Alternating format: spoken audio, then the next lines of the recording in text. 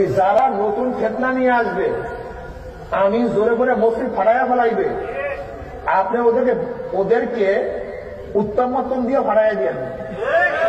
বলে হুজুর এই কইলেন কেন? এর কারণটা কি? এরা আমিন জোরে পড়তে আসে না, এরা ফিতনা বাঁধাবার জন্য আসে। তুমি আল্লাহর উপর ছেড়ে দাও না কেন? তুমি নিষেধ করার কে আমিন বলার? তুমি নিষেধ করার কে মাহফিল বন্ধ করার? আল্লাহর উপরে ছেড়ে দাও। আল্লাহ, এই দুনিয়াতে আমি ফু দিয়ে লালন ফকিরকে তুলে দিতে পারবো না। হে আল্লাহ, দেওয়ানবাগির মতো নিকৃষ্ট পাপী যে তোমাকে অপমান করে গালিগালাজ করে, এই লোকটাকে পর্যন্ত আমি ফু দিলে উঠে যাবে না, কারণ হাজার হাজার লক্ষ লক্ষ মুরিদ তার আছে। আল্লাহ, আমি দাওয়াত দেব তাদের ভ্রান্তি বিষয়ে, তবে তাদের বিরোধিতা করে আমি ফু দিয়ে তাদের উঠাই দিতে পারবো না। তোমার আসমানের মালিকের ফয়সালা আমি চাই। তুমি আল্লাহর উপরে ছেড়ে দিলেও তো পারতে। আল্লাহ, আমার দৃষ্টিতে আসরের নামাজ হবে 4:15, কিন্তু মাইপাড়া তাকওয়া মসজিদে ওরা পরে 3টার সময় 3:15। আমার দৃষ্টিতে 4:15 ঠিক আছে আল্লাহ, তবে যেহেতু তারা আল্লাহর ঘরে সালাত আদায় করে, এই অধিকার আল্লাহ আমাকে তুমি দাও নাই। অমকের মসজিদের আজান বন্ধ করো, তোমার উপরে ছেড়ে দিলাম। আমার ভুল হলে তুমি আমাকে সংশোধন করো, ওদের ভুল হলে ওদের সংশোধন করো। এই জমিনে আর কোনোদিন ঝগড়া হতো না। হে রব্বুল আলামিন, আমার দৃষ্টিতে তাবিজ নেওয়া ঠিক আছে, আমার দৃষ্টিতে মানুষের গলায় হাতে বালা তাবিজ নেওয়া ঠিক আছে, ওদের দৃষ্টিতে নাই। হে আল্লাহ, নয় তাদের তুমি ভুল হলে সংশোধন করায় দাও, আমার ভুল হলে নয় সংশোধন করায় দাও। হে আল্লাহ, যেই ওস্তাদদের কাছে পড়াশোনা করেছি আমিন সহ্য করতে পারতো না, কি কারণে তা আমরা জানি না। আমাদের দৃষ্টিতে এখনো জোরে আমিন বলা ঠিক না, আর ওরা যেহেতু জোরে আমিন বলতেছে, এই কর্মটা তোমার উপরে ফয়সালায় দিয়ে দিলাম, তুমি এবং আল্লাহর রাসূল। হে রব্বুল আলামিন, আমি যদি ভুল করি তাহলে আমাকে তুমি সংশোধন করো, আমিনটা জোরে বানায় দাও। ওরা যদি ভুল করে ওদেরটা তুমি নিচে নামায় দাও। এটা যদি বলতো অন্তত ঝগড়া লাগতো না। একাই ডিসিশন নিয়ে নিচ্ছে। শাইখুল হাদিস একা নিজেকে বলে, আল্লামা নিজেকে বলে। যদি তাই হয় তাহলে বুখারী খতম করার পরেও মসজিদে ঢুকে 2 রাকাত নামাজ পড়তে হয়, এই হাদিসটা তার কাছে যায় নাই কেন? জুতা পাই দিয়েই জানাজার সালাত পড়ানো ভালো, এটা উত্তম, এই হাদিসটা তার কাছে যায় নাই কেন? ঘোষণা দিয়ে দিচ্ছে ধর্মীয় জাহিলিয়াত কাকে বলে, সবাই জুতা খুলে ফেলেন। খুলবে কেন? নবী বলেছেন খালিফুল ইয়াহুদা ওয়ান নাসারা, ইহুদি খ্রিস্টানের বিপরীত করো। সল্লু ফি নিআলিহিম, যার যার জুতা পাই থাক নামাজ পড়ে নাও। আল্লাহর কসম, সহিহ বুখারীর হাদিস। নিচে যদি নিশ্চিত নাপাকি থাকে, ময়লা থাকে, ভিন্ন কথা, নইলে জুতা না খোলাটাই আদব, খোলাটা আদব না। নবী বললেন ইহুদিরা তাদের ওই দূরে আছে গির্জা, এত দূরে আছে তাদের ইবাদতখানা, এখান থেকেই তারা জুতা খোলে, মাথাটা নিচু করে যায়। তোমরা তা করো না, তোমরা ডাইরেক্ট জুতা পরেই বলো আল্লাহু আকবার। এর নাম হলো সালাতুল জানাজা। 5 ওয়াক্তও পড়া যায়। হয়তো এখন পরিস্থিতি নাই, টাইলস হয়ে গেছে, কার্পেট হয়ে গেছে, আমি জুতা পরে গেলে এই নোংরা মাটি লেগে আল্লাহর ঘরটা নষ্ট হবে, আমি পরবো না। কিন্তু আল্লাহর কসম, আমি জেদ্দা গিয়ে এখনো দেখছি কয়দিন আগে, এখনো তারা পরিষ্কার পরিচ্ছন্ন কিছু জুতা মসজিদে রেখে দেয় আমার নবীর এই সুন্নাহটা পালন করার জন্য। মাঝে মধ্যে এত রাগ কেন তোমার? তোমার দৃষ্টিতে যদি মরা মানুষের কাছে কোরআন খালি করা উত্তম হয়, তুমি করো। তবে তুমি আল্লাহকে কোনো একদিন তোমার বলা উচিত ছিল, আল্লাহ মনে মনে একটু সন্দেহ লাগে, চারদিক থেকে রফিক বিন সাইদরা যেভাবে তুলে ধরা করতেছে, আমাদের এত রাগ করে, এটা নাকি চলবে না। আল্লাহ, আমাদের ভুল হলে সংশোধন করায় দাও, ওদের যদি ভুল হয় তুমি সংশোধন করায় ওদেরকেও মরা মানুষের কাছে যা কুলখানি করার তৌফিক দাও। তাই তো তুমি হক পেয়ে যেতে আল্লাহর উপরে ছেড়ে দাও। ওয়াকুলিল হাক্কু মির রাব্বিকুম, আল্লাহর কসম হক আমরা আমাদের পক্ষ থেকে বলি না, হক বলি আমার আল্লাহর পক্ষ থেকে।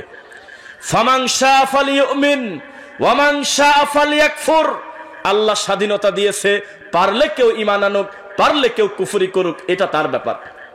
কিসের সাথে কি বলতেছেন আপনি? বেদাতির ঘর থেকেই সত্য বের হবে ইনশাআল্লাহ। আমরা বলেছি যেই কবর আপনার দাদা উঁচু করেছে, এই কবরটা আপনার ভেঙে ফেলা উচিত। যদি না ভাঙেন আপনার নাতি ভাঙবে ইনশাআল্লাহ। হক চিরদিন হক থাকবে। আপনার কি মনে পড়ে না, যেই জিনিস দিয়ে কোরআন মাজিদে ডাইরেক্ট বলতেছে ইয়া আইয়ুহার রাসূল, হে আমার রাসূল, বাল্লিগ, আপনি তাবলীগ করেন, মা উনজিলা ইলাইকা মির রাব্বিক, রবের পক্ষ থেকে যেটা নাজিল হয়েছে সেটা দিয়ে। এই 2টা জিনিসে ওহী, এই ওহীর একটা জবর জের পর্যন্ত কোন ইহুদি খ্রিস্টান নড়াচড়া করতে পারে নাই, পারছে? এখন পর্যন্ত একটা জবর নড়াচড়া করতে পারে নাই। আর মানুষের পদ্ধতিতে তাবলীগ করতে গিয়ে 200 বছরও টিকলো না, টঙ্গিতে মারামারি করে অলরেডি 5টা মরে গেছে। সাবধান ভাই, এগুলো আমরা শিখায় দেই নাই। তোমরাই মারামারি করো, আজ পর্যন্ত দিন বোঝা কোনো মানুষের ভিতরে, তাওহীদপন্থী কোনো মানুষের ভিতরে, সালাফি আকীদা মানহাজ বোঝা কোনো মানুষের ভিতরে এমন কোনো দ্বন্দ্ব হয়েছে আমার জানা নাই। এক ভাই আরেক ভাইকে হত্যা করে দিয়েছে, তোমরা অলরেডি 5টা ফেলাই দিছো। যদিও তোমরা আবার মানুষ হত্যা করার পরে এদের পরিণতি কি হবে বেদাতীরা তাও জানে না। মানে ভুল গেলে সংশোধন করতে হয় কিভাবে বলেন তো, সঠিক পদ্ধতিতে না, এটাও ভুল পদ্ধতিতে করে যে এই দেশে আর কি বলবেন। ইমামের ভুল গেলে কিভাবে শুদ্ধ করতে হয় জানে না, আর একটা ভুল দিয়ে আল্লাহু আকবার বলে চিৎকার দিয়ে নতুন করে ডবল ভুল করে। ইমাম একা ভুল করবে কারণ আমরাও বলতেছি আল্লাহু আকবার, অথচ সেখানে ছিল তাসবিহ সুবহানাল্লাহ। আর মহিলা হলে হাতে হাতে তালি দেবে যাতে সে বুঝতে পারে আমার কিছু একটা মিস্টেক হয়েছে, এটা পর্যন্ত জানে না। এক মুসলিম আর এক মুসলিমকে মারলে সহিহ বুখারী বলে কিলাহুমা ফিন্নার, দুইজনই জাহান্নামী। কাতাল মুকাতিল, যে মারলো আর যাকে মারলো দুইজনই যদি মুসলিম হয় দুইজনকে আল্লাহ জাহান্নামে দিবে। এই হাদিসটাকে শুনছেন আপনারা? আর আমাদের এই হুজুররা মারামারিও করে, তারা মারিও ফেলায়, তারা আবার ফতোয়া দিচ্ছে 5 জন শাহাদাত বরণ করছে। আমাদের দেশে তো শহীদ ডেলিভারি হয় কয়দিন পর পর, এত সস্তা কথা। আল্লাহর রাসূল বলেছে খবরদার কোন মুমিনের রক্ত এত হারাম, জীবনে কেউ যদি কাউকে কষ্ট দিয়ে কথা বলে। সূরা বুরুজ কে পড়ছেন আপনারা? সূরা বুরুজ বলেন তো প্রথমে কি আছে? ওয়াসসামা'i যাতিল বুরুজ।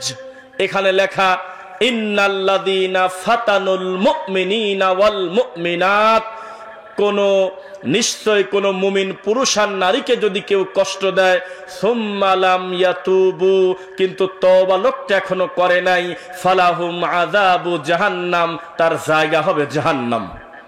কষ্ট দেওয়া দূরের কথা, টঙ্গি ওই তোরাগে 5টা মারিয়ে ফেলছে। এটা আমরা কবে করলাম?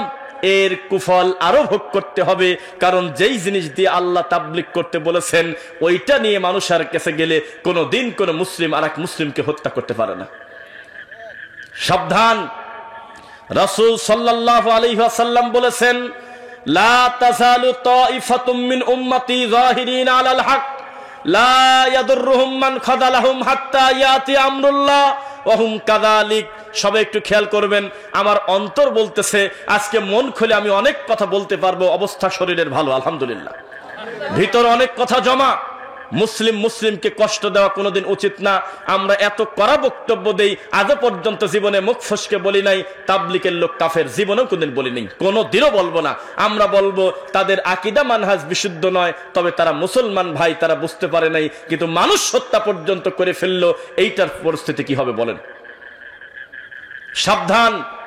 পরিস্থিতি যেমন খারাপ হোক, বিদআত শিরকে দেশে যতই থাকুক, আপনি মনে রাখবেন একদল মানুষ সর্বদা আল্লাহ হকের উপরে রাখবেন, তারা বিচারের মাঠে হক নিয়েই আল্লাহর সামনে দাঁড়াবে ইনশাআল্লাহ। এটা 2025 সাল। এই যে গত কয়েকদিন আগে দেখলাম, পরশুদিন সম্ভবত কোসোয়া একটা সম্মেলন হওয়ার কথা চাঁদপুরে, এই বেদাতীরা ব্যানার নিয়ে রাস্তায় বের হয়েছে, বন্ধ করে দিতে চায়। দেখছেন আপনারা? এর থেকে লজ্জার কি হতে পারে? চেহারাগুলো মার্কিং করেন, এই চেহারাগুলো সিরিয়াল করে রাখেন। জমিনে শুধু আল্লাহর কাছে শুধু বিচার হবে না, জমিনেও ফয়সালা হতে হবে। আমরাই প্রচার করতেছি, আমরা এখন স্বাধীন, প্রচার করতেছি কিনা? স্বাধীন যদি হয় তাহলে স্বাধীন দেশে কেন দাওয়াতি কাজ করতে বাধা আসবে? এটা একটু বোঝার ব্যাপার। যদিও শক্ত করে বললাম না, কারণ তাহেরি সম্ভবত পলাতক, বাড়ি আছে কিনা তা জানি না। ইমানের পাওয়ারে পুলিশের কাছ থেকে দৌড়ে পালিয়েছে। পৃথিবীর ইতিহাসে পুলিশ দেখে কোন হুজুর পলাইছে আমার মনে হয় তাহেরি ছাড়া দ্বিতীয় কাউকে আমি দেখি নাই কোনোদিন। কত আলেমকে, যেই আলেমকে দড়ি না বাঁধলেও যদি ছেড়ে দেন জীবনে দৌড় দিয়ে পালাবে না, এমন আলেমকে পিছনে দড়ি বাঁধি নিয়ে চলে গেছে, তারপরেও তারা 1 মিনিটের জন্য পিছু হটে নাই, আরো পিছন দরজা দিয়ে ভাইগে চলে গেছে। কত বড় ইমানের পাওয়ার, কত বড় সুন্নিয়তের জয়। এই লোকটাকে গুরু মেনে আপনি কোরআন সুন্নাহর মানুষের মাহফিল বন্ধ করতে চান, তবে জাতি এবার আপনাকে মানবে না। আপনি আগে থানায় গিয়ে অবজেকশন দিতেন, ডাইরেক্ট বন্ধ হয়ে যেত। এখন যত পানি ঘোলা করতেছেন, আজকে ওই সম্মেলন এখন রানিং হচ্ছে, ঠেকাতে পারবেন না কোনোদিন। কেননা যেই ওসি সাহেব নিষেধ করে দিবে আপনারা মাহফিলটা করেন না, আমার ধারণা লোকটার যদি 3টা ছেলে থাকে, এই 3টা ছেলের একটা মনে হয় বিশুদ্ধ আকীদা পাওয়া গেছে। সম্ভবত একটা ছেলে আমাদের সালাফি আকীদার আলেম ওলামাদেরকে ভালোবাসে, ঘরে থেকেই বাধা আসবে, খবরদার আব্বা এত বড় ক্ষতি করো না। সম্ভবত মাজারের খাদেমের ছেলে দিন বুঝে যাবে দ্রুত ইনশাআল্লাহ। কারণ এই অনলাইনে যদি লেখা যায় শিরিক সম্পর্কে কোরআনের কথা, তারপর বেদাত সম্পর্কে হাদিস, এই জমিনে এখনো যদি ইউটিউবে লেখেন, ইউটিউব প্রায় 96 জনকে ধরে দেবে আহলে হাদিস আলেমদের, বাকি বেদাতিরা খালি হরিণের গল্প। দেখুন কাঁদিয়ে ভাসিয়ে দিলেন হুজুর। এ হুজুর একই বললেন, হুজুর একে ধরলেন, ওকে মারলেন, ওকে ধরে পড়ে গেলেন। এই নোংরা কথা বাদ দিলে তোমাদের কিছু থাকে না। আর আমাদের এক একজন শায়েকের কোরআনের এক একটা আয়াতের উপরে সিরিজ বক্তব্য আছে, প্রায় 30টা করে এপিসোড। কিসের সাথে কি যুক্তি দিচ্ছেন আপনি? শুধুমাত্র রুকু সম্পর্কে, সাজদা সম্পর্কে, 2 সেজদার মাঝখানে বৈঠকের দোয়া সম্পর্কে স্বতন্ত্র বক্তব্য আছে ঘন্টার পর ঘন্টা। তুমি আছো জর্দা নিয়ে ব্যস্ত, তুমি আছো মুসলমান ভাইকে কষ্ট দিতে ব্যস্ত, আমরা ব্যস্ত আছি আল্লাহ এবং তার রাসূলের দিন নিয়ে পড়ে ইনশাআল্লাহ। ও হুজুর, আপনাকে বলেছিলাম, আপনি বলে শাইখুল হাদিস আল্লামা, আপনার জ্ঞান এত বেশি, আপনার নামের উপরে লক্ষ লক্ষ মানুষ জমায়েত হয়, হিংসা করব না কোনোদিন, সংখ্যা বেশি হয়েছে আমরা অস্বীকার করি নাই, কিন্তু এই লক্ষ লক্ষ মানুষের সামনে সমাজে প্রচলিত 10টা বিদাতের সিরিয়াল যদি দিতেন, আল্লাহর কসম পরবর্তী মাহফিলে অর্ধেক লোক হয়ে যেত। আপনি যদি খালি একবার বলতেন, ওরে আমার 15 লক্ষ 10 লক্ষ লোক, ওরে আমার 5 লক্ষ সোনা ভাইয়েরা, আমাকে ভালোবেসে আপনারা এখানে এসেছেন কোরআন হাদিসের মোহাব্বতে, আপনাদেরকে আমরা বলতেছি মরা পর্যন্ত জীবনে কোনোদিন মাজারে 1 টাকা দান করবেন না, এটা কোনো দানের খাত না। লোক তখন উঠে চলে যেত মেলা লোক। তার মানে আপনার হুজুর জানে না, কথা বলবেন না, নিজের ভালো সবাই বোঝে। সালাতটা যখন বড় হুজুর আদায় করে হাতটা বুকেই বাঁধা থাকে, কিন্তু খোলা মাঠে সেই সত্যটা স্বীকার করে না। এই হুজুর যখন বিদেশে যখন জুমার খুতবা দেয়, আল্লাহর কসম 2টা খুতবা দেয় দাঁড়িয়ে, 3টা খুতবা দেয় না ইংরেজিতে দেয় অথবা ওই দেশের ভাষায় দেয়। এই একই লোকটা এসে এই লক্ষ লোকের সামনে যদি খালি একবার মুখ দিয়ে বলতো, ভাই তোমরা মারামারি করো না গো, আহলে হাদিসরা যে জুমার খুতবা দেয় মাতৃভাষায়, এটা কোনো সুন্নাহর বিরোধিতা না, এটাই ভালো, এটা আমার নবী বলছে, তবে এই কথা বললে আল্লাহর কসম লক্ষ থেকে হাজারে নামে আসতো ভক্তরা। এত নিউট্রাল বক্তব্য কেন? এত নরম বক্তব্য কেন? এই দেশের মানুষ এখনো মরা পীরের কবরের কাছের পানি খায়। এই জাতি এখনো পর্যন্ত লাউ গাছে, তারপরে ঝিঙে গাছে, পটল গাছে, সিম গাছে এখনো জুতা ঝোলা রাখে, এখনো টাকের নিচে জুতা ঝোলায়, ঝাড়ু ঝোলায় রাখে। সেই জাতির কাছে বক্তব্য দিচ্ছে আমরা তো সবাই এক। কিসের এক? তাওহীদের ব্যাপারে কোনো ছাড় নাই, শিরকের ব্যাপারে কোনো আপোষ নাই, ইমানের ব্যাপারে কোনো ছাড় নাই। আবু লাহাবের ছেলেও বলতো নামাজে দাঁড়ায়, আমার আব্বার 2 হাত ধ্বংস করে দেন, আমার আব্বাকে একেবারে ধ্বংস করে দেন। তাব্বাত ইয়াদা আবি লাহাব ওয়া তাব। আবু লাহাবের 5টা ছেলে মেয়ে পরে মুসলমান হয়ে গেছিল। আরেক বর্ণনায় আছে না, 2 জনের ব্যাপারে সন্দেহ আছে, তবে একটা মেয়ে আর 2টা ছেলে পরবর্তীতে কালেমা পড়ছিল। এত বড় জগৎ কুখ্যাত নোংরা আবু লাহাবের মতো খারাপ মানুষের ছেলে মেয়েও। বাপ কত বড় খারাপ, ঈমান আনার পরে কোনোদিন বলে নাই আল্লাহ আমাদের জন্য সূরা লাহাবটাকে আপনি মাফ করে দেন, সব সূরা পড়ব, লাহাব সূরা পড়ব না। এই সূরাতে নিজের বাপের বিরুদ্ধে কথা বলা লাগে, কোনোদিন তা বলে নাই। নামাজে দাঁড়িয়ে তারাও বলতেন আমার আব্বার 2 হাত ধ্বংস করে দেন গো আল্লাহ, এই কথা নিজের ছেলে আর মেয়ে বলছে। ঈমানের ব্যাপারে কোনো আপোষ নাই, দ্বীনের ব্যাপারে কোনো ছাড় নাই।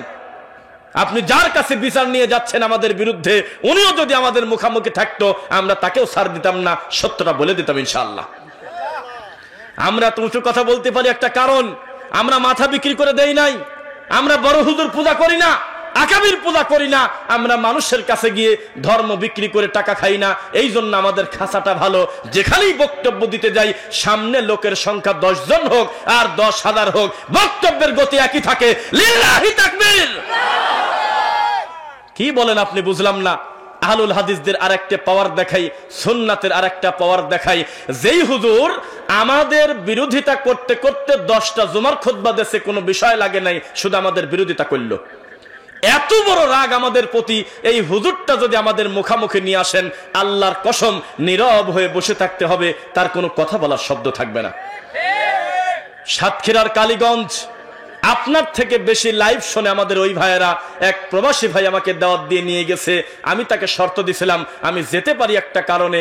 উনি যখন বলল যে মাহফিলের গাছ সাথে কিন্তু খানকা, নাম হলো পাক দরবার শরীফ, ওয়াহিদু কি যেন একটা নাম, মানুষ এভাবে মুশরিক হচ্ছে, এই প্রথম আপনি ওখানে দাওয়াতি কাজ করতে যাবেন। তখন আমি বললাম যে একটা শর্ত আছে। ওখানকার পরিস্থিতি আমাকে বলল আমাদের মসজিদের প্রত্যেকটা হুজুর খালি একটু খবর পাইছে আমরা এখানে জালসা করব, আমাদেরকে ঘোষণা দিয়ে দিচ্ছে তাদের কথা শোনা যাবে না, তারা বেঈমান, তারা অমুসলিম। তখন আমি বললাম একটা শর্ত, আপনি যদি আশপাশের অন্তত 10টা মসজিদের 10টা হুজুরকে আমার কাছাকাছি চেয়ারে বসায় দিতে পারেন মাহফিলে, তাহলে আমি যাব। এরকম পরিস্থিতি ঘটেছে, বহু কষ্ট করে মেহনত করে টাকা দিয়ে খাম দিয়ে চিঠি দিয়ে ভালোবেসে তাদেরকে নিয়ে আসা হয়েছে, আর বলা হয়েছে রফিক বিন সাইদের বাড়ি অনেক দূরে, আপনি একা একা ভুল ধরেন কি কামে, গোপনে গোপনে আমরা সহ সবাই আজকে মাইকের সামনে তার ধরবো, উনি বক্তব্য দেবে, ভুল গেলেই আপনি হাত উঁচু করবেন, সমস্ত মানুষের সামনে আমরা অপমান করে দেবো। কয় ঠিক আছে যাই। পাগল চলে আসলো। আসার পরে আমি একেবারে মৃত্যুর জন্ম থেকে মৃত্যু পর্যন্ত, রান্নাঘর থেকে কবর পর্যন্ত 140টা বেদাতের সিরিয়াল করলাম।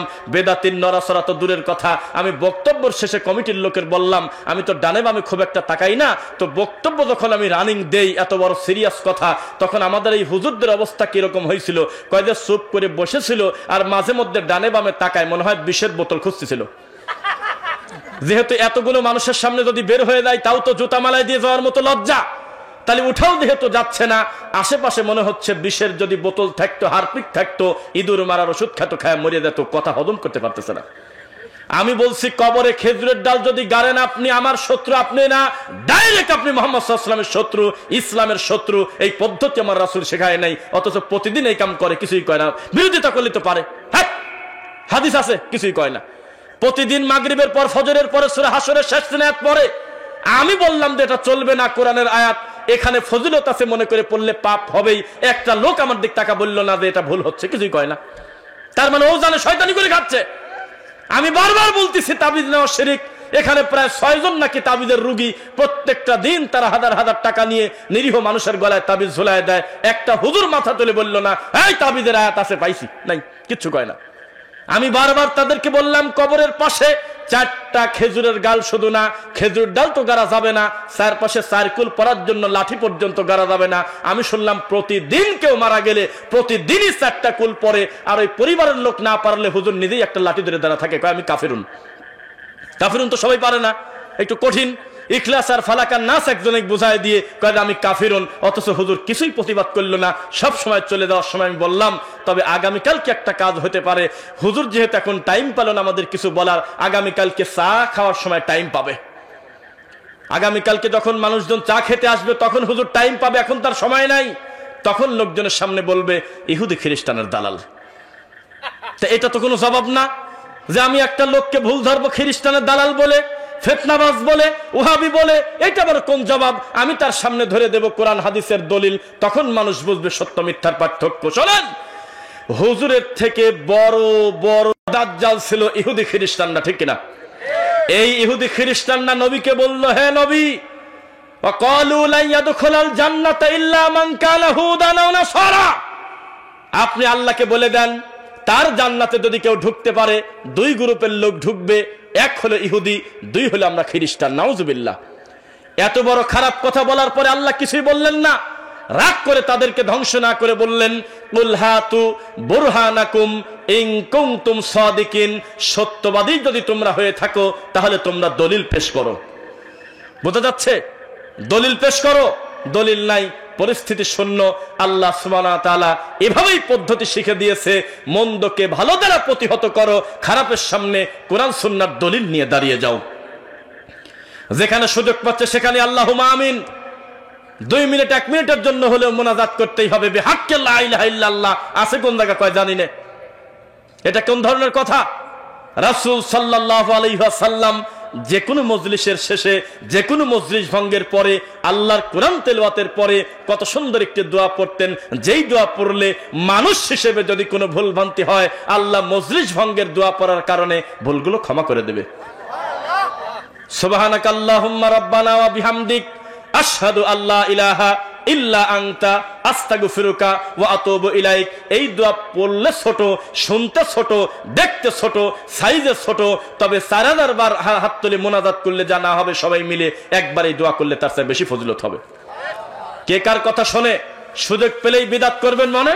হুজুর আপনাকে আমি বলছিলাম আপনার নামের উপরে লক্ষ জনতা জড়ো হয়ে যায়, সাহস থাকলে আগামীকালকে মুখ দিয়ে বলেন মিলাদ পড়া কিন্তু বেদাত। দেখি বলেন তো দেখি, দেখি এই জাতি আপনাকে কিভাবে মূল্যায়ন করে। দুনিয়ার শ্রেষ্ঠ মানুষের নাম বলেন তো মুখ দিয়ে। মুহাম্মাদুর রাসূলুল্লাহ সাল্লাল্লাহু আলাইহি ওয়াসাল্লাম। তার আগেও বক্তব্য চলেছে, পরেও বক্তব্য চলেছে। আবু লাহাব একজন বক্তা, আবু জাহেল একজন বক্তা, হামান একজন বক্তা, ফিরাউন একজন বক্তা, নমরুদ একজন বক্তা, আবু জাহেল, উতবা, সাইবা, মক্কার সব কাফের এক একটা বক্তা, প্রত্যেকেই ওয়াজ নসিহত করত। কিন্তু মুহাম্মদ সাল্লাল্লাহু আলাইহি ওয়াসাল্লাম ওয়াজ করার পরে এমন অবস্থা দাঁড়ালো যে তার নিজের গ্রামে পর্যন্ত থাকা হলো না। ও হুজুর, আগামীকালকে যদি খালি মুখ দিয়ে বলে দেন, তবে আপনার প্রতি আমাদের সুধারণা, আমাদের ধারণা, আমরা যেমন জানি মিলাদ পড়া যাবে না, আপনি নিজেও জানেন, আল্লাহর কসম আপনার প্রতি সুধারণা, তবে আপনার সাহস হবে না খোলা মাঠে এসেই সত্যটা স্বীকার করা। কোনোদিন সাহস হবে না। এই সত্য যদি স্বীকার করতেন, তাহলে টিকটক করা ছেলে ফেলে আর আপনার সামনে এত জমা করতো না। সাবধান, সংখ্যার বিবেচনা কোনোদিন সত্যের মাপকাঠি না। সংখ্যার বিবেচনা কোনোদিন সত্যের মাপকাঠি না। এটার বাস্তব উদাহরণ আমাদের দেশে এমনও হুজুর আছে, যেই হুজুর বক্তব্য দিলে যে পরিমাণ ভিউ হয়, ডক্টর জাকির নায়েকেরও এত হয় না ইদানিং। এর দ্বারা হক বাতিল বোঝা যায় না। হক হলে আল্লাহর পক্ষ থেকে আসে, হক হলে কোরআন আর হাদিস। হক কোনোদিন ব্যক্তি জোর করে মানুষকে দিয়ে দেবে না। কোরআন এবং সহিহ হাদিসে হলে হক, পৃথিবীতে আর কোনো হক নাই। আল্লাহর ওহীর কত পাওয়ার দেখেন। একটা সমাজে প্রায় 60% মানুষ ইচ্ছায় হোক অনিচ্ছায় হোক, সুদ দিয়ে হোক আর সুদ নিয়ে হোক, সুদের সাথে জড়িত আছে কিনা? আছে কিনা? নয় কিস্তি তোলে, নয় লাভের উপরে টাকা নেয়। কত বড় বড় পাপী এই সমাজে বাস করে। এই সমাজের কারোর কোনো ইমানের ডিস্টার্ব হয় না। এই সমাজে বহু লোক ঘুষ খায়, কলমের খোসায় কোটি কোটি টাকা নিয়ে আসে। এই সমাজে বহু লোক বিয়েধারী মেয়ে, ছেলে মানুষের জামা প্যান্ট পরে রাস্তায় ঘুরে, আছে কিনা? ছেলে মানুষের কানের তা আছে, কানের দুল পরে। মেয়ে মানুষ সাইকেল চালাচ্ছে, কোনো বিশেষ কারণ ছাড়াই হোন্ডা চালাচ্ছে, প্যান্ট শার্ট পরে ঘোরে, বিড়িও খায়। মেয়ে মানুষ বিড়ি খায়, দেখছেন আপনারা? মোবাইলে দেখলাম সেদিন, আল্লাহ ক্ষমা করুন, আল্লাহুম্মা আমিন। বিড়ি খাচ্ছে। এত বড় বড় পাপী সমাজে বাস করে। আমাদের সমাজের নামাজিদের কোনো ডিস্টার্ব হয় না, তবে আমিন বললে ডিস্টার্ব হয়। তাহলে সুন্নাতের পাওয়ার কত! ইবলিস এখানে তার দিক থেকে সে সফল। ইবলিস তাদের বুঝাইছে, আরে সুদ কোনো বড় পাপ না, আরে ঘুষ কোনো বড় পাপ না, যা খুশি চলুক, তবে খবরদার আল্লাহর রাসূলের সুন্নাহ যেন আল্লাহর বান্দারা পালন করতে না পারে। শয়তান ব্যস্ত রেখে দিয়েছে, তারা জানে না। এখানে ইবলিস সফল। আমি আর আপনি দুইজন মুসলমান ভাই সুন্নাহর আমল নিয়ে আমি আর আপনি দ্বন্দ্ব করতেছি, ওইদিকে ইহুদি খ্রিস্টানরা আমাদের নিরীহ ফিলিস্তিনের মুসলিম ভাই বোনদেরকে কচু কাটা করতেছে, হত্যা করতেছে। তোমার লজ্জা করে না? যারা আমাদেরকে মারে তারা 3 কোটিও না, আর যারা আমরা মার খাচ্ছি তারা হলো 250 কোটি। এর ফসল তোমাকে ভোগ করতে হবে। যার দ্বারা উম্মার সবচেয়ে বেশি কল্যাণ আল্লাহ কাছাকাছি সময় নিচ্ছিলেন, তার নাম ডক্টর জাকির নায়েক হাফিজাহুল্লাহ। তুমি তাকে নাম দিলে ইহুদি খ্রিস্টান, অথচ এই পৃথিবীর 6টা ইহুদি রাষ্ট্রে লোকটা ঢুকাই নিষেধ। নিজের মাতৃভূমিতে পর্যন্ত লোকটা থাকতে পারল না, আর সেই লোকটার নাম দিলাম আমরা ইহুদি খ্রিস্টান। এই লোকটার খেদমত আমরা অস্বীকার করলাম। আমাদের উপরে গজব আসবে না তো আসবে কার উপরে? আপনাদের কি বনী ইসরাইলের কথা মনে আছে? এই পৃথিবীতে সবচেয়ে ঘাড় তারা আর হলো অসভ্য জাতির নাম হলো বনী ইসরাইল। মনে আছে আপনাদের? আল্লাহ কি করব, কিছু করার নাই, বৃষ্টি নাই। আল্লাহ বিনা মেঘে পাথর ফাটায় বৃষ্টি দিল, তাও আলহামদুলিল্লাহ কয় না। আল্লাহ সুবহানাহু ওয়া তাআলার কাছে বলে, আল্লাহ আমাদের নবী মুসাকে কষ্ট দেয় ফেরাউন, আসমান থেকে একটা ফয়সালা করেন গো আল্লাহ। আল্লাহ রব্বুল আলামিন তখন ফেরাউনকে ডুবাই দিল, মুসা নবীকে মুক্তি দিল। এরপরেও তারা আল্লাহকে মানল না। হে আল্লাহ আমাদের জন্য নিয়ামত দেন। আল্লাহ বলল, বাসায় বসে থাকো। ওয়াযাল্লালনা আলাইকুমুল গামামা ওয়া আনজালনা আলাইকুমুল মান্না ওয়াস সালওয়া। মুখস্থ আছে নাকি? মাশাআল্লাহ।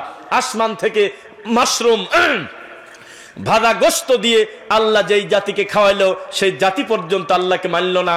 এত নিয়ামত দেওয়ার পর আল্লাহ বলল, বাইতুল মুকদ্দাস জয় করে নিয়ে আসো তো, যা যুদ্ধ করে।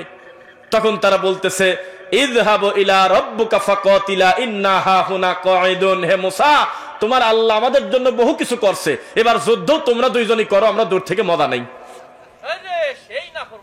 এত বড় নাফরমান, গোটা কোরআন মাজিদে তাদের উদাহরণ দিয়ে আল্লাহ ভরে ফেলছে। আমি কি তোমাদের পাথরের ভিতর থেকে বৃষ্টি দেই নাই? আমি কি ফেরাউনকে ডুবা মারি নাই? আমি কি তোমাদেরকে আসমান থেকে ভাদা গোশত খাওয়াই নাই? এরপরেও আমি তোমরা আমাকে মানলে না। শেষ পর্যন্ত আমি তোমাদের উপরে পঙ্গপালের বৃষ্টি দিছিলাম। একবার আসমান থেকে ঝরঝর করে বৃষ্টি পড়ে। ফারসালনা আলাইহিমুত তুফান ওয়াল জারাদ ওয়াল কুম্মাল ওয়াদ দাফাদি' ওয়াদ দামা আয়াতিম মুফাসসালাত। আমি আল্লাহ একের পর এক বৃষ্টি দিয়েছিলাম। আসমান থেকে পানি পড়া বাদ দিয়ে খালি রক্ত পড়তো। রক্ত কি পড়তো? রক্ত পড়তো। এগুলো গল্পের মতো লাগে নাকি? কোরআনের আয়াত। আসমান থেকে রক্ত পড়ে, হাঁটু পর্যন্ত রক্ত, বোতলে রক্ত, মাইকে রক্ত, রাস্তায় রক্ত, যেখানে যাচ্ছে খালি রক্ত আর রক্ত, ব্লাড। সহ্য করতে না পেরে বলল, হে মুসা, পাথরের বৃষ্টি হয়েছিল একবার, আলহামদুলিল্লাহ। হে মুসা, ফেরাউনকে ডুবে মারছিল, আলহামদুলিল্লাহ। হে মুসা, আসমান থেকে ভাদা গোশত পাইছিলাম, আলহামদুলিল্লাহ। বৃষ্টিটা বন্ধ করে দাও, আমরা কোল বলবো লা ইলাহা ইল্লাল্লাহ তুফলিহুন। তখন দয়ান নবী বললেন, হে রব্বুল আলামিন, হে রব্বুল আরশ, হে আরশের মালিক, ও রব্বুল কাবা, কাবার মালিক, ওয়াল্লাযী নাফসি বিয়াদি, যার হাতে আমার প্রাণ, আমার মনটা বলে আমার জাতি এবার মনে হয় সত্য মেনে নেবে। আল্লাহ আসমান থেকে রক্তের বৃষ্টি বন্ধ করে দিল। পরে এই লোকজনকে বলল, পড়ো লা ইলাহা ইল্লাল্লাহ তুফলিহুন। আমি মুসা তোমাদেরকে শিখাই দিলাম, তোমরা পূর্বে ওয়াদা করেছিলে পড়বে, এখন পড়ো তো, আল্লাহ ছাড়া কোনো সত্য মাবুদ নাই। লোকজন বলতেছে, বৃষ্টি এমনি থামি দিত। এমন একটা সময় তোমার কাছে গেছিলাম, বৃষ্টি প্রায় থামা থামা হয়ে গেছিল, ভুল হয়েছে যাওয়া। আবার বলল, ঠিক আছে মানবো না। তখন নবী চলে গেলেন। আল্লাহ নাকশ হয়ে আবার আসমান থেকে বৃষ্টি দিলেন। এবার আর রক্ত পড়ে না, আসমান থেকে ব্যাঙ পড়লো। ব্যাঙ একটানা ব্যাঙ পড়তে পড়তে ব্যাঙে সাগর হয়ে যাচ্ছে, যেদিকে তাকায় শুধু ব্যাঙ আর ব্যাঙ। একেবারে মাথার উপরে ঠাস ঠাস করে ব্যাঙ পড়ে। সহ্য করতে না পেরে মুসার কাছে গিয়ে বলতেছে, হাতটা আবার তোলেন, আর শয়তানি করব না। তখন আবার মুসা নবীর কাছে গিয়ে লোকজন দলবল গিয়ে বলতেছে, সিদ্দিক সরের মতো, আমার ভুল হয়েছে, ক্ষমা করে দেন। আসলে মন থেকে বলে না এই শয়তানগুলো। আল্লাহ তখন বৃষ্টি বন্ধ করে দিল। তখন বলতেছে, গতবারের মতো এবারও একেবারে শেষের দিকে গেলাম, ভুল হয়ে গেছে। তারপরে আল্লাহ দিলেন হলো উকুনের বৃষ্টি, মাথার উকুন। এরপরে দিলেন পঙ্গপালের বৃষ্টি, ফলাফল জিরো। ফাস্তাকবারু ওয়া কানু কওমান মুজরিমিন। অপরাধী সম্প্রদায় আমি আল্লাহকে মানল না। বনী ইসরাইলের মতো অবস্থা আজকে হয়েছে। দুই গ্রুপই মুসলমান, দুই গ্রুপের হাতে ফাদাইল, দুই গ্রুপেরই মাথায় টুপি পাঁচকলি, দুই গ্রুপেরই কাঁধে আছে আপনার বিভিন্ন টোপলা খাতা। দূর থেকে তারা এসেছে, গ্রাম থেকে। আমি খালি দুঃখ করে কয়েকদিন আগে বললাম, এক গ্রুপ আর এক গ্রুপকে যখন বাড়ি দেয়, ও বোঝে কিভাবে দিরা জুবাইরের লোক একই তো সব। আমি তাজ্জব হয়ে, এটা সিরিয়াল করে কিভাবে? সবার হাতেই লাঠি, তো মারামারি যখন লাগে তবলিগ জামাতে, ওরা ঠিক পায় কিভাবে এটা জুবাইর আর সাদের লোক মারামারি করতেছে। সাবধান, আপনি মনে রাখবেন, অপরাধী সম্প্রদায় আল্লাহকে মানে না। আর আকাবির পূজা নামক আমাদের সমাজে পূজা করে, এ মরা পূজার থেকে বেশি খারাপ। আপনার কথা আমাদের মনে আছে, আপনি বলেছিলেন আল্লাহর নবী সহ্য করতে না পেরে আহমদ শফির ডাকে কবর থেকে উঠে জান্নাতি সাহাবীদেরকে নিয়ে শাপলা চত্বরে রওনা দিয়েছিল। এমন বক্তব্য আমাদের মনে আছে। এই হুজুর আমাদেরকে গালি দেবে না, দেবে কে? এই হুজুরের দাঁত হলো তরমুজের বিসি, জর্দা খাতি খাতি শেষ, তাবিজ বিক্রি করে ইমান নষ্ট করে। এই লোকটা আল্লাহর ঘরের বিরোধিতা করবে না, করবেটা কি আমাকে একটু বলে দেন। আপনার কি মনে আছে আব্দুল কাদের জিলানী রাহিমাহুল্লাহর কথা? যেই লোকটার ব্যাপারে এই সমাজে আলাদা একটা তরিকা আছে, পীর ফকিরের নীতি, অথচ তিনি মরার আগে বলে গেছে, যেই জামানায় যারা আহলে হাদিসদেরকে নামে বেনামে গালিগালাজ করে, তারাই হলো বেদাতি, তারাই হলো বেদাতি, তারাই হলো বেদাতি। আব্দুল কাদের জিলানীর নামে এই দেশে রামায়ণ লেখা হয়েছে, নাম দিয়েছে গুনিয়াতুত তালেবিন। আগের ছাপার সাথে পরের ছাপা মেলে না। কত সুন্দর করে 26 নাম্বার পৃষ্ঠা তুলে ফেলছে, কত জ্বালা। আগের ছাপাতে লেখা আছে আসহাবুল হাদিস, আহলুল হাদিস, এরাই হলো ফেরকায়ে নাজিয়া, এরাই হলো নাজাত প্রাপ্ত দল। ওই কয়েকটা পৃষ্ঠা বেদাতেরা তুলে দিয়েছে। শোনেন, আল্লাহর গজব আসবেই। বনী ইসরাইলরা যেমন পালানোর পথ পায় নাই, কাউকে আল্লাহ বানর পর্যন্ত করে দিয়েছে। আপনার একটু শুকরিয়া আদায় করার দরকার। যে পরিমাণ সুন্নাহ বিরোধী, শিরক পক্ষে, তাওহীদের বিরুদ্ধে কাজ করেন, তাতে বানর বিড়াল কুত্তা হওয়া খুব একটা কঠিন কিছু না। এত নাফরমানি কিভাবে করতেছেন আপনি? আমরা দেখেছি এই জমিনে মানুষ দুনিয়ার ক্ষমতা পাওয়ার পরে আলেম ওলামার বিরুদ্ধে কিভাবে প্রতিবাদ করেছে দেখেছেন আপনারা। আপনাকে আমি বলছিলাম আপনি সাইদি রহিমাহুল্লাহকে একা ভালোবাসেন না, এই বাংলার জমিনে যদি সত্যি এই মানুষটাকে অন্তরস্থল থেকে বেশি ভালোবাসে তারা হলো একমাত্র আহলে হাদিসরা। তারা তাদের সঠিকটাকে মূল্যায়ন করে, তার ভুলটাকে ভুল বলে। জীবনে তারা তাকে আল্লাহ মনে করে নাই, আবার আপনাদের মতো ভণ্ড মনে করে নাই। যেই মানুষটা আজকে থেকে প্রায় 40 বছর আগে হাত উঁচু করে বলেছিলেন নামাজ উম্মতেরা নামাজ, নামাজ আমাদের অনেকেরই শুদ্ধ হয় না, নামাজ যদি শুদ্ধ করতে চান নাসির উদ্দিন আলবানী সালাতুর রাসূল বইটা পড়বেন, বলে নাই? ও বেদাতি, তুমি সেদিন কোথায় ছিলে যেদিন তিনি বলেছিলেন আল্লাহ হলো কলবে? এই কথা বললে আকীদা শুদ্ধ হয় না, আকীদাকে সাফ করতে হবে। টেনে টেনে বললেন সাইদি সাহেব আকীদা করতে হবে আল্লাহ থাকে উপরে। কথা বোঝা যাচ্ছে? চিৎকার দিয়ে তিনি বলেছিলেন যে শবে বরাতের রুটি হালুয়া বেদাত, এটা করা যাবে না। তিনি চিৎকার দিয়ে বলেছিলেন মসজিদের মাইকে আর আছে 5 মিনিট, আর আছে 10 মিনিট, আর আছে 15 মিনিট, এ কথা বলে বলে সাহারির সময় ডাকা, এটা চলবে না, এটা বেদাত। কোথায় ছিলেন আপনি? কিসের ভালোবাসেন তাকে? তাকে ভালোবেসে আপনারাই তাকে খাটো করেছিলেন এক সময়। এই সম্মানী মানুষটাকে জেলে নিয়ে গেল, ভালো মানুষ তার জন্য কল্যাণের দোয়া করে, আর এই বেদাতিরা কষ্টে সাদেও তো দেখা যায়। এভাবে শয়তানি করেছেন আপনারা তাকে নিয়ে। মানুষটা মারা গেল, অন্তর থেকে আমরা দোয়া করেছি আল্লাহ মানুষটার আগে কিছু ভুলভ্রান্তি ছিলেও আল্লাহর নবীর সত্য কথা সামনে আসার সাথে সাথে তিনি মেনে নিয়েছে।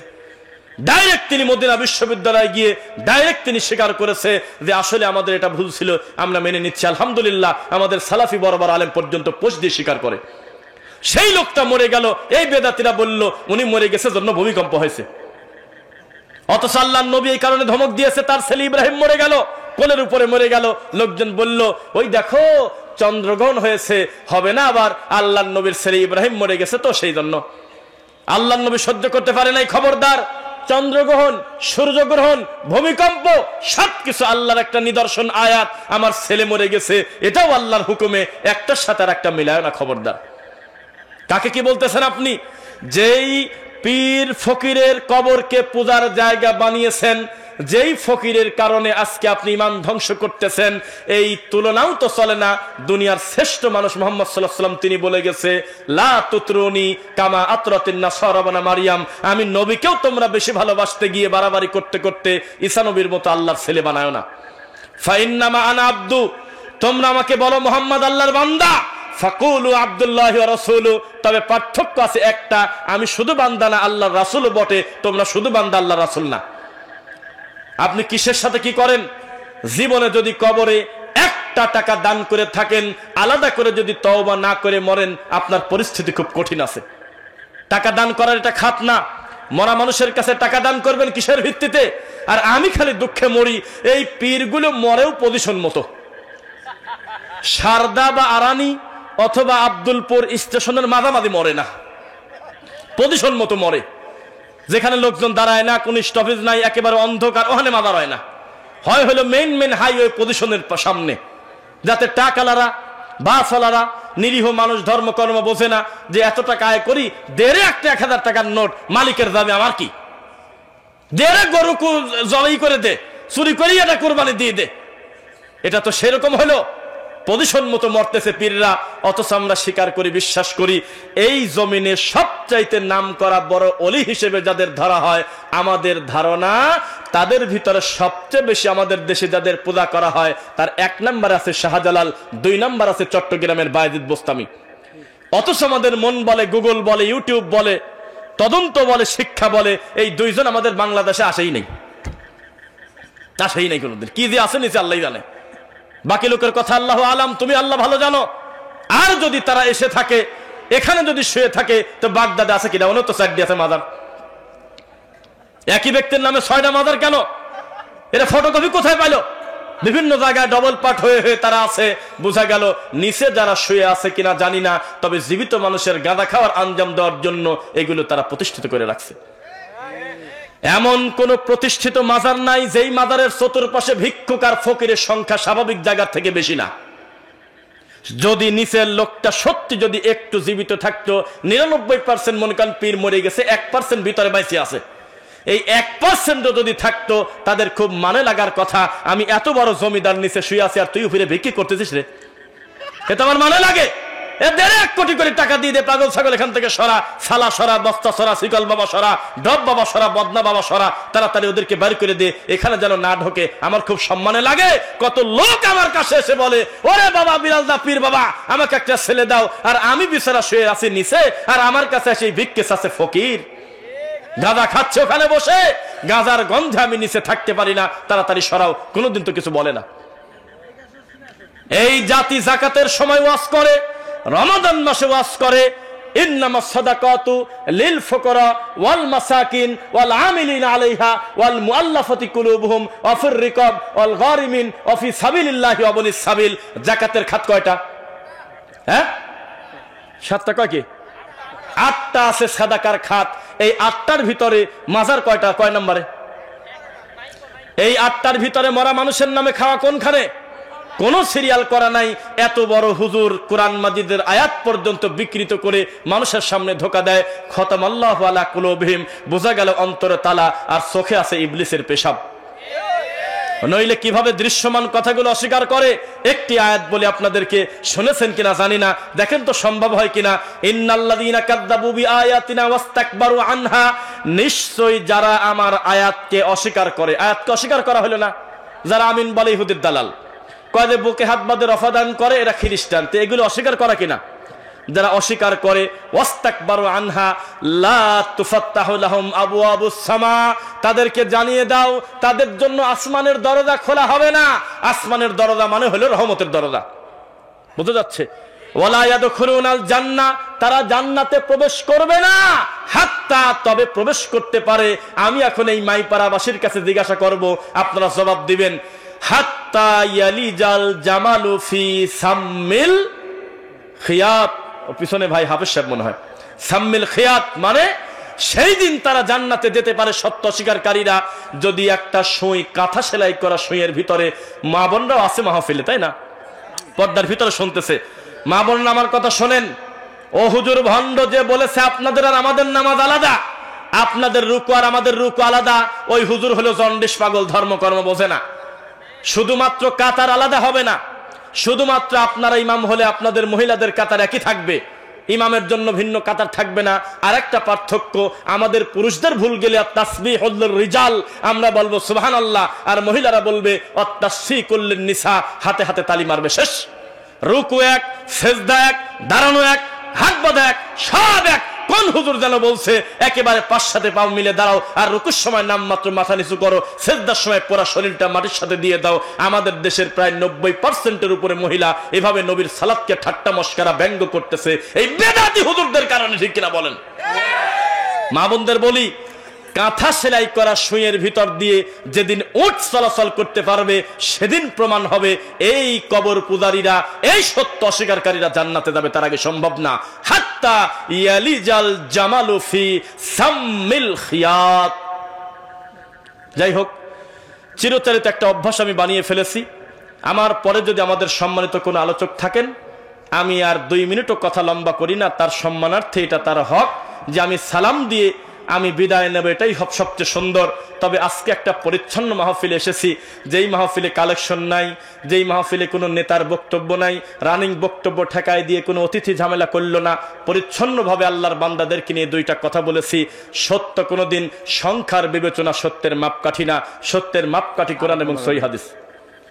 ভাই কে বসায় রাখা তো, হ্যাঁ না, এটা আপনারা বললে খারাপ দেখাবে, থাক, আপনারা বলার দরকার নেই।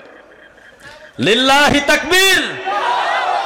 শোনেন, এই প্রতিষ্ঠানের সঙ্গে আমার রক্ত হয়তো জড়িত না, তবে আমার আত্মার ভালোবাসা জড়িত। একেবারে শুরু থেকে যখন আমাদের কোনো প্ল্যাটফর্ম ছিল না, তখন আমরা চলন্ত রাস্তার উপরে একটা কোনোরকম একটা উপরে একটা বিল্ডিং এর ঘরের উপরে আমরা কয়েকজন দিনী ভাই সালাত পড়েছি। মামুন ভাই খবরই পাইছে জোহরের পরে, এইটুক সময়ের ভিতরে কিভাবে আল্লাহর বান্দাদেরকে ফোন দিল। আমাদের প্রায় 70 জন দিনী ভাই এসে গেল, প্রায় 40 জনের উপর দাঁড়ায় ছিল। কয়েকদিন আগের ঘটনা মনে আছে নাকি? একটা প্রতিষ্ঠান পরিকল্পনা করতে লাগে 2 বছর, সেখানে ভাই আমার এই 2-2.5 বছরের ভিতরে এত সুন্দর আল্লাহর দ্বীনে একটা মার্কাজ করেছে। আমরা অন্তর থেকে দোয়া করি, আল্লাহ এটা মামুন ভাইয়ের প্রতিষ্ঠান নয়, এটা দিন বোঝা সবাই আমাদের আত্মার প্রতিষ্ঠান, আল্লাহুম্মা আমিন। তো যে কথা বলতেছিলাম, বনী ইসরাইল হতে আর কি বাকি আছে? কোরআনের আয়াত সামনে নিয়ে গিয়ে বলে রাখো তোমার কথা, হাদিস সামনে নিয়ে গেলে বলে আমার বড় হুজুরকে বোঝে না। এর থেকে বড় মিথ্যুক, এর থেকে বড় ধোঁকার কি হতে পারে? ইন্নাল্লাযীনা কাযযাবু বিআয়াতিনা ওয়াস্তাকবারু আনহা, নিশ্চয়ই যারা সত্য অস্বীকার করে আর সত্য গোপন করে, অহংকার করে, আল্লাহ তাদের জন্য জান্নাতের দরজা খুলবে না, আকাশের দরজা খুলবে না। তারা যদি সুঁয়ের ছিদ্র দিয়ে উট ঢুকাতে পারে সেদিন চিন্তা করা যাবে, তার আগে করা যাবে না। কথা মনে রাখবেন, নবী সাল্লাল্লাহু আলাইহি ওয়াসাল্লাম তার রেখে যাওয়া সুন্নাহই রয়েছে আমাদের জন্য কল্যাণ। পৃথিবীতে আর কোনো মডেল কেউ হতে পারে না।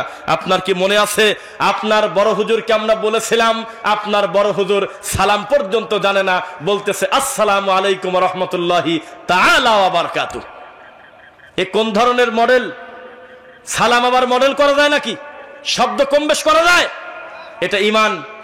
এই সালামের সঙ্গে জড়িত আছে মানুষের ঈমান, এই সালামের সঙ্গে জড়িত আছে গুনাহ ক্ষমার কথা, এই সালামের সঙ্গে জড়িত আছে আল্লাহর তাওহীদের কথা, এই সালামের সঙ্গে জড়িত আছে মুসলমানদের ভ্রাতৃত্বের কথা। এই সালামে পর্যন্ত বেদাতীরা তাআলা ঢুকাইছে, করে নাই? কত বলেন? তাহলে আপনি মনে রাখবেন, বেদাতীর সবচেয়ে বড় শাস্তি, তার কাছ থেকে নবীর সুন্নাহ উঠে গেছে আর পচা মর্দমা নিয়ে এসে পড়ে আছে। এই বেদাতি খাচ্ছে জর্দা, খাচ্ছে গুল, খাচ্ছে আলো পাতা, খাচ্ছে রতন, খাচ্ছে হাকিমপুর, কিন্তু জেনে রাখবেন একদিন আগে পেছে সে খাবে তিনাতে খবাল। ইলামান তিনাতে খবাল, ইয়া রাসূলুল্লাহ মা তিনাতুল খবাল? তিনাতে খবাল কি আল্লাহর নবী? নবী বললেন আরাকু আহলিন নার আও উসারাতু আহলিন নার, জাহান্নামীদের শরীরের পচা রক্ত, গরম তরল পদার্থ, এইগুলো হুজুর খাবে, এইগুলো ইমাম খাবে, এইগুলো মুয়াজ্জিন খাবে, এইগুলো আপনি খাবেন যারা নেশাদার দ্রব্য পান করে খায়। সাবধান, এ কথা চিন্তা করলে ভয় লাগে। ঈমানের একটা শর্ত হলো গায়েবে বিশ্বাস করা। জান্নাত দেখেছেন কেউ? জাহান্নাম দেখেছেন কেউ? মুহাম্মদ সাল্লাল্লাহু আলাইহি ওয়াসাল্লামকে দুই চোখ দিয়ে দেখেছেন কেউ? বেদাতীরা মিনিটে মিনিটে দেখে, আপনি দেখেন নাকি গ্রামে? মাওলানা মামুনুল হক বসে আছেন, তাকে আল্লাহর কসম এই দেওবন্দীদের ভিতরে দায়িত্বশীল আলেম বলতে হাতে গোনা কয়েকজনের ভিতরে তাকে বুঝি আমরা, তিনি যাকে তাকে গালিগালাজ করে না, সিংহ পুরুষ, সব ঠিক আছে। এত বড় মানুষের সামনে বাম পাশে দাঁড়ায় উপস্থাপক একটা হুজুর, এক মৌলবী, ওনার নামে পাম দিচ্ছে, শয়তানি করতেছে। আল্লাহর নবী আর আজিজুল হক মানে তার আব্বা এসে নাকি বলতেছে আমার ছেলেকে বলে দিস না নাসির। নাসির মানে ও, মানে নামটাও বলে দিচ্ছে আবার, এ নাসির মামুনুল হককে বলে দিস তিনি আর শাইখুল হাদিসের পর্দায় নাই, তিনি শাইখুল ইসলাম হয়ে গেছে।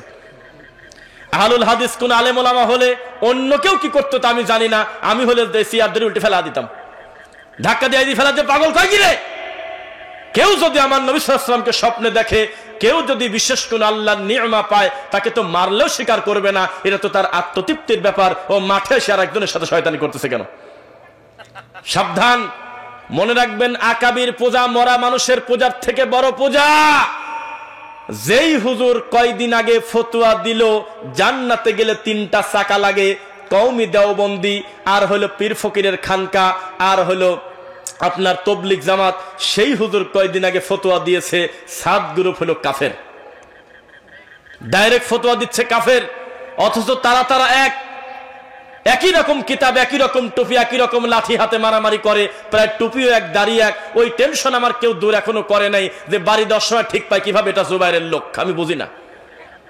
এত খারাপ হওয়ার পরেও আমরা দেখি যখন সুন্নাহর বিরুদ্ধে কথা আসে, এই বেদাতিরা আবার এক হয়ে দেয়। এনায়েতুল্লাহ আব্বাসীর হাত থেকে কাফের ফতোয়া খায় নাই এমন মানুষ দাওয়াতি কাজে আছে, অথচ তাকে মানুষ চেনে আমার জানা নাই। যেই লোকটা আর যে চেয়ারে বসে থাকে, চেয়ার বাদে সবই কাফের, সেই রকম একটা খারাপ লোক, সে পর্যন্ত আহলে হাদিসদের বিরুদ্ধে কথা বলার সময় বলে আমরা সবাই এক, আহলে হাদিসদের বিরুদ্ধে নাউজুবিল্লাহ। মনে রাখবেন আল কুফফারু মিল্লাতুন ওয়াহিদা, পৃথিবীর সমস্ত কাফের মুশরিক মুসলমানদের বিরুদ্ধে এক। তখন দেখে না হানাফি, দেখে না মালিকি, দেখে না হাম্বলি, দেখে টুপি, দেখে দাড়ি, দেখে কোরআন, দেখে হাদিস। আর সমস্ত বেদাতি তাদের তরিকা ভিন্ন, খানকা ভিন্ন, পীর ভিন্ন, তাদের ইবাদতের ডিজাইন ভিন্ন, টুপির কালার আলাদা, কিন্তু আহলে হাদিসদের বিরুদ্ধে সব বেদাতি এক, সব বেদাতি এক। ডক্টর জাকির নায়েকের পিস টিভি বন্ধ করতে চাইছিল যারা টুপি নিয়ে, তারা কি আপনার মনে হয় খালি এক দলের লোক আছে? আহলুল হাদিস বলে সব দলের লোকই আছে। কত ভঙ্গি, কত কিছু। মীমাংসিত সত্য মেনে নেয় না, এই জাতির কপালে কি আছে? আপনাকে একটা পার্থক্য বুঝাই।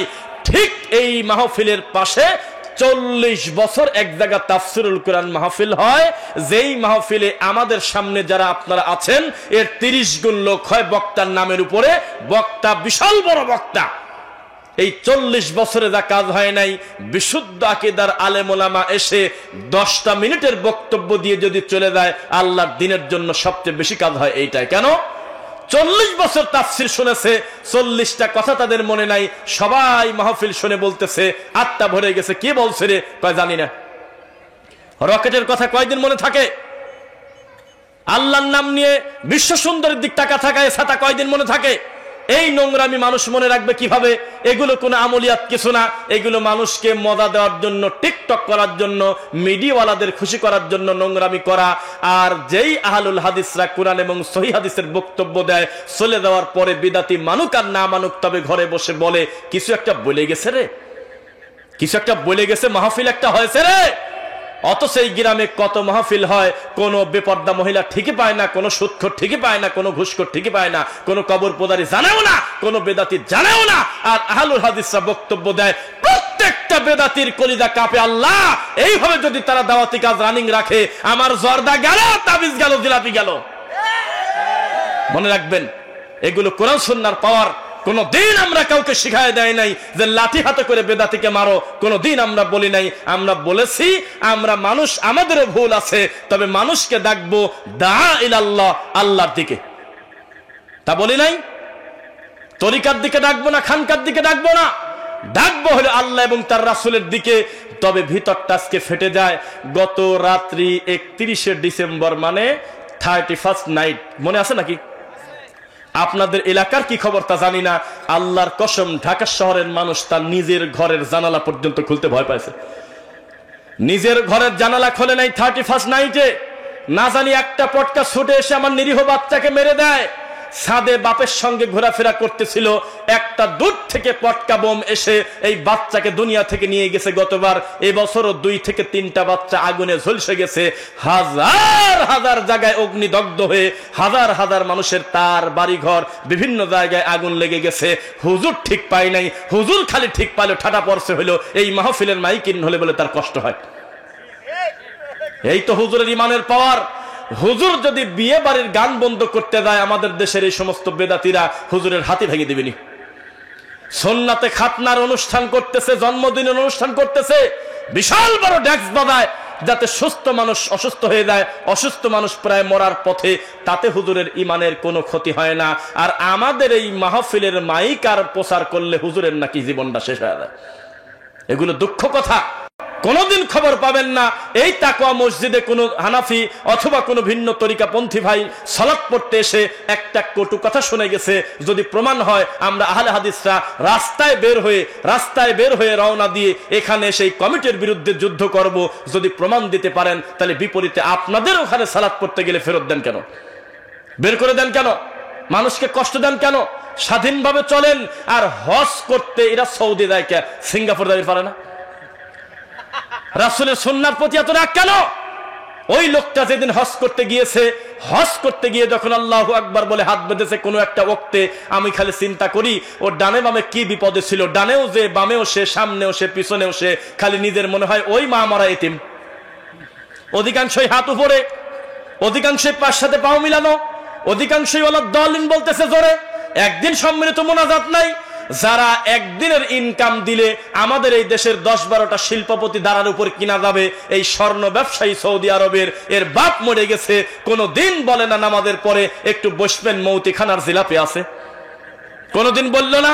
তাহলে এই হুজুর ওখানে হজ করতে গেল, উমরা করতে গেল, আবার এসেই বলতেছে যে খয়রাত করা লাগবে, কুলখানি করা লাগবে, মিলাদ পড়তে হবে, তাবিজ কবজ নিতে হবে।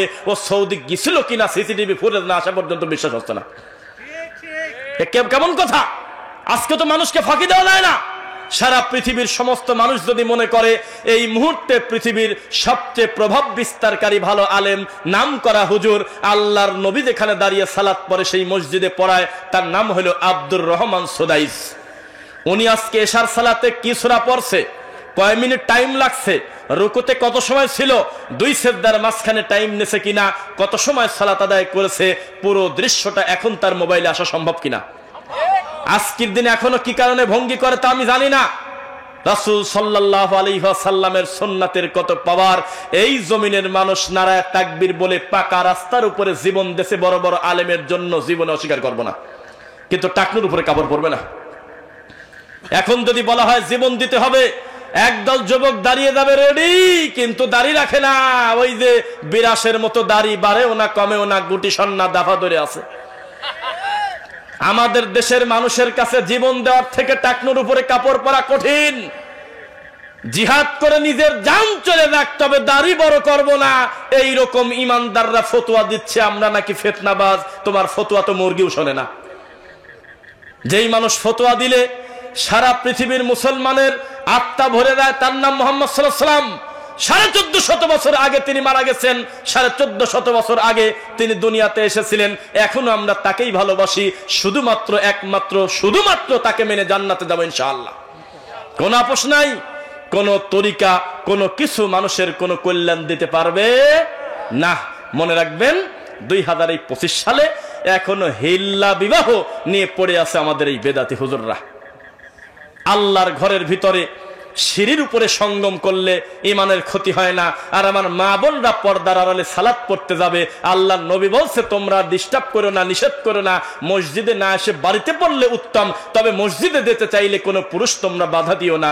না, রাসূলুল্লাহ সাল্লাল্লাহু আলাইহি ওয়াসাল্লাম, আল্লাহ রাসূল নিষেধ করেছে।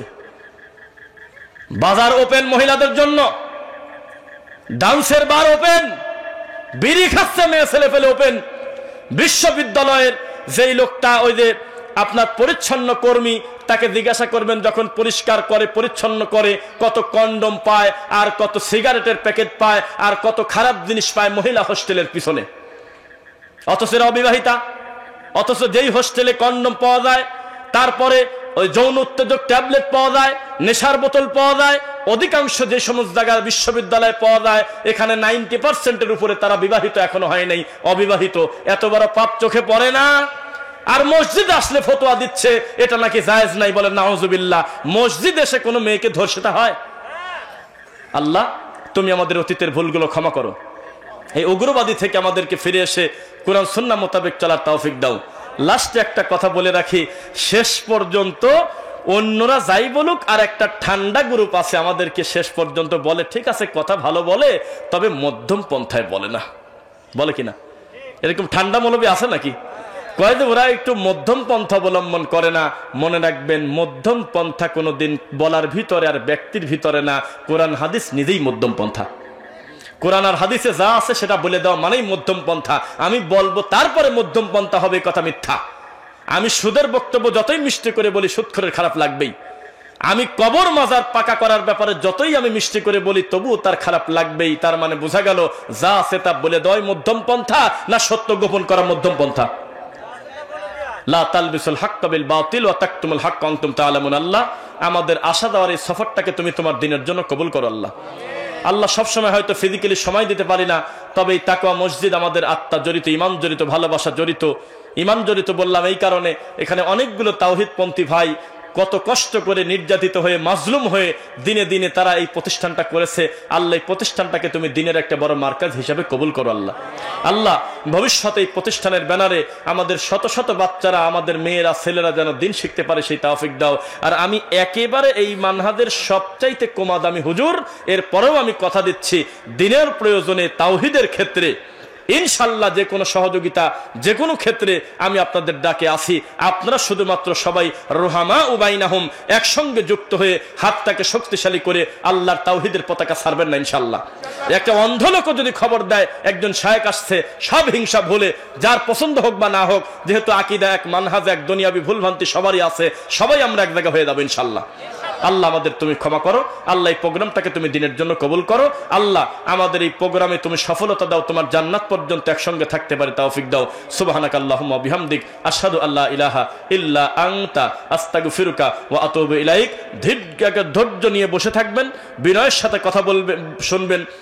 ইন্ডিয়ার মাটিতে তাওহীদের পতাকা হাতে নিয়ে দাওয়াতি কাজের ভিতরে যাদেরকে আল্লাহ কবুল করেছে বলে আমরা সুধারণা রাখি, যাদের কথার মাধ্যমে মানুষের দিনের কল্যাণ হচ্ছে, তার ভিতরে একজন আমার প্রিয় ভাই শাহিনুর রহমান হাফিজাহুল্লাহ, তিনি কথা বলবেন, আপনারা বসবেন।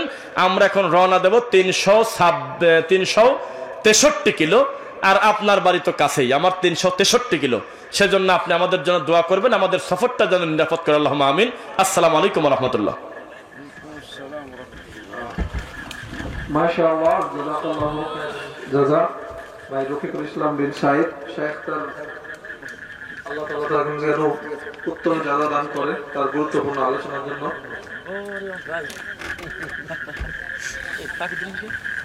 এই পর্যায়ে সংক্ষেপে আপনাদের একটু দিকনির্দেশ সম্পর্কে আলোচনা করবেন আজকের প্রোগ্রামের সভাপতি মামুনুর রশিদ স্যার। আমি স্যারকে সংক্ষেপে আজকের প্রোগ্রামের সভাপতির আলোচনা করার জন্য বিনীত অনুরোধ করছি।